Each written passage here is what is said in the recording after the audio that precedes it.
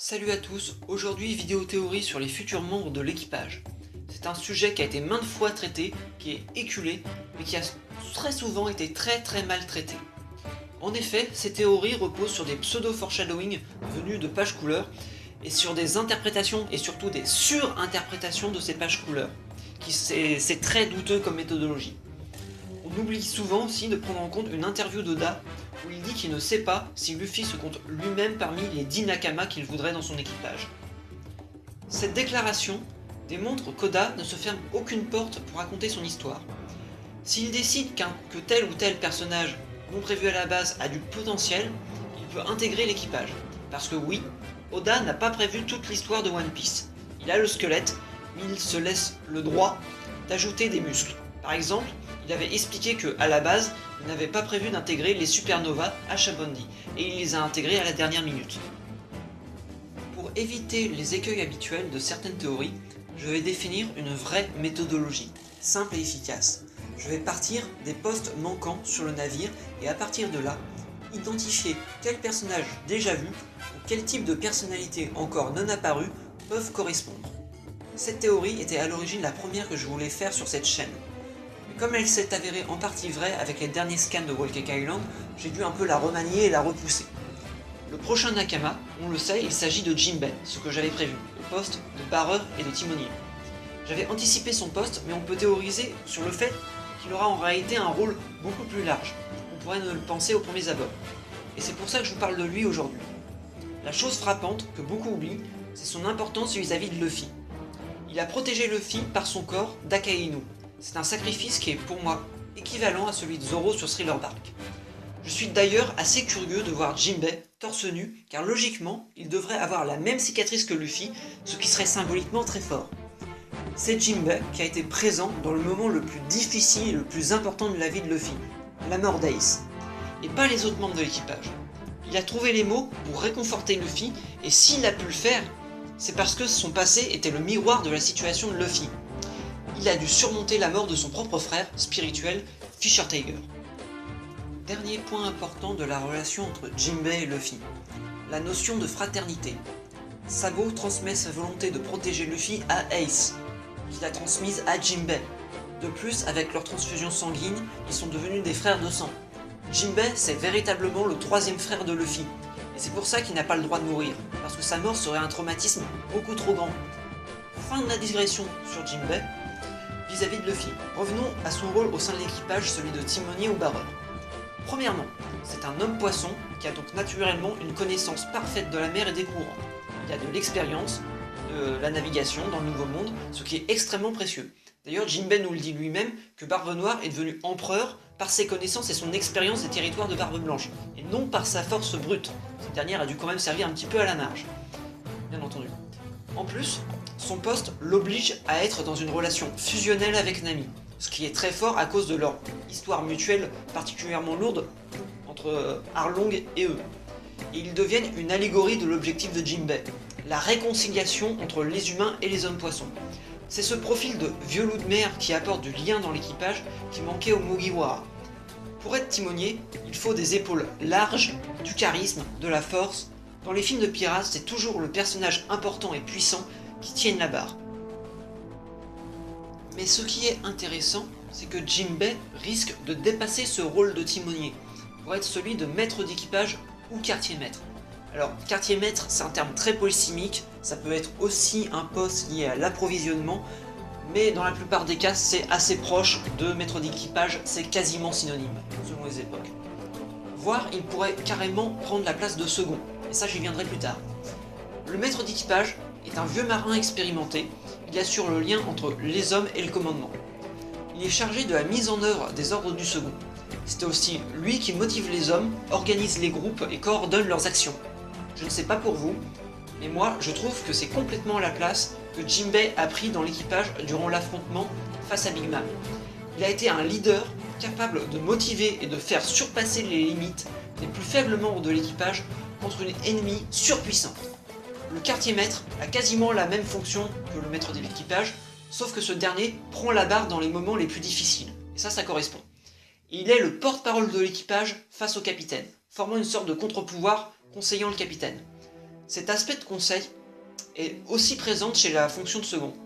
Lui, il est responsable des manœuvres du navire, ça correspond toujours, et est chargé de l'exécution factuelle des projets du capitaine. Le second est également en charge, avec le maître d'équipage ou le quartier-maître, de la gestion de l'équipage. Par exemple, la gestion du temps de sommeil comme le fait Jinbei dans le corps de Capone BG, c'est typiquement le rôle d'un second ou d'un maître d'équipage. Et Jinbei a clairement pris une place de conseiller stratégique aux côtés de Luffy. C'est lui qui mène les négociations véritablement avec Capone BG. Zoro, de par sa force, son charisme et son ancienneté de premier Nakama, peut revendiquer la place de second.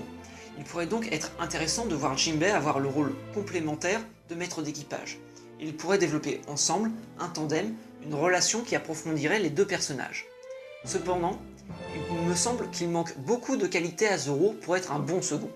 Le calme, l'empathie, la diplomatie, l'expérience, traiter avec respect et égalité tous les membres de l'équipage, et en plus il est très occupé à s'entraîner et à dormir toute la journée sur le pont.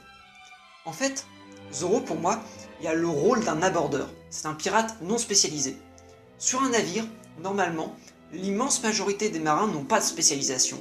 Ils font simplement ce qu'on leur demande, laver le pont, raccommoder les voiles, etc. Et c'est ces marins non spécialisés qui sont envoyés en première ligne aborder les navires ennemis. Or, toutes ces qualités qui font défaut à Zoro, Jinbei les possède. Il me paraît tout à fait possible qu'Oda ne fasse pas explicitement de Jinbei le maître d'équipage ou le second, mais je pense que ce sera quelque chose qui se verra dans les faits. Pour conclure cette longue partie sur Jinbei, on peut dire que son entrée dans l'équipage arrive à point nommé, car son profil correspond exactement aux besoins de l'équipage. La prime de Luffy s'est détachée de celle de ses Nakama pour devenir une prime digne d'un empereur. Il est donc logique que l'on voit chez les Mugiwara se dessiner une structure comparable à celle des équipages des autres empereurs et de la marine, c'est-à-dire avec un capitaine ou un amiral en chef, avec ses 3 officiers supérieurs, 3 amiraux, 3 calamités, 3 suite commanders. Le vieux Monster Trio est mort. Vive le nouveau Monster Trio, Jinbei, Zoro et Sanji.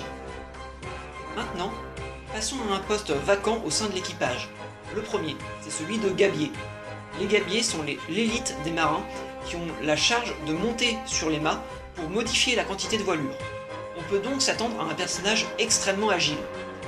Nous avons, durant l'arc Whole Cake Island, 2 individus qui pour la première fois gèrent les voiles, Brook et Carotte. 2 personnages très agiles et qui sont symboliquement reliés par le sacrifice de Pedro, qu'ils ont tous les deux très mal vécu. Si Carotte devait rejoindre l'équipage, je pense que ce serait son poste. Je ne crois pas en la théorie selon laquelle elle aurait le poste de vigie, pour une raison très simple, à quoi sert une vigie sur le Sunny alors qu'Usopp est en train de développer un acquis de l'observation extrêmement puissant? Réponse, à rien. Enfin, je dois vous confesser que je suis très sceptique sur l'entrée dans l'équipage de Carotte. Je trouve qu'elle a un meilleur potentiel comme capitaine de flotte. Toutes les relations intéressantes avec les personnages de l'équipage, elle peut les conserver en tant que capitaine de flotte.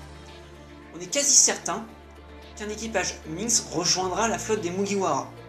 Carotte serait la personne parfaite pour diriger les nouveaux pirates de Nox, car elle est l'héritière de la volonté de Pedro, elle a un fort lien avec les Mugiwara et elle incarne l'un des thèmes les plus importants de One Piece, le renouvellement des générations, et on oublie trop souvent ce thème extrêmement important.